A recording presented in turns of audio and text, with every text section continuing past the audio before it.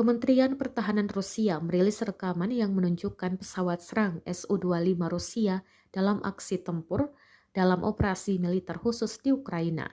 Rekamannya diunggah di Telegram pada Jumat 4 November 2022. Dalam keterangan unggahan disebutkan, inilah operasi kekuatan udara telah mengakibatkan penghancuran posisi lapangan berbenteng yang disamarkan dan perangkat keras lapis baja Angkatan Bersenjata Ukraina. Rudal diluncurkan berpasangan dari ketinggian rendah. Setelah pesawat mendarat, para insinyur merawat pesawat dan mempersiapkan untuk serangan mendadak berikutnya. Sayangnya tidak dijelaskan jumlah korban dan lokasi penyerangan. Rekamannya pun menuai berbagai komentar dari warganet. Украинских военнослужащих, 3 танка, 2 боевые бронированные машины, 5 пикапов, 14 бронеавтомобилей «Хамви» и «Казак». На Краснолиманском направлении противник силами 2 усиленных мотопехотных батальонов предпринимал попытки атаковать в направлениях населенных пунктов Плащанка и Червонопоповка Луганской Народной Республики. Все атаки российскими войсками отражены. Противник потерял более 90 украинских военнослужащих убитыми и около 60 ранеными, 4 танка, 6 боевых бронированных машин и 12 автомобилей. На Николаево-Криворожском направлении противнику нанесено огневое поражение российской артиллерии, штурмовой и армейской авиации. Уничтожено более 95 украинских военнослужащих, 10 боевых бронированных машин и 10 автомобилей различного назначения.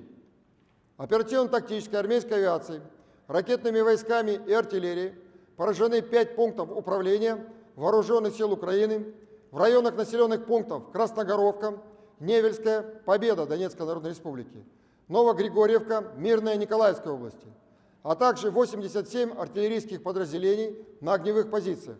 Живая сила и военная техника в 179 районах. В районе города Николаев ракетным ударом поражен штаб одного из подразделений иностранных наемников. Кроме того, уничтожены 4 склада боеприпасов в районах населенных пунктов Новониколаевка, Красноармейск, Северск Донецкой Народной Республики и Новоалександровка Херсонской области.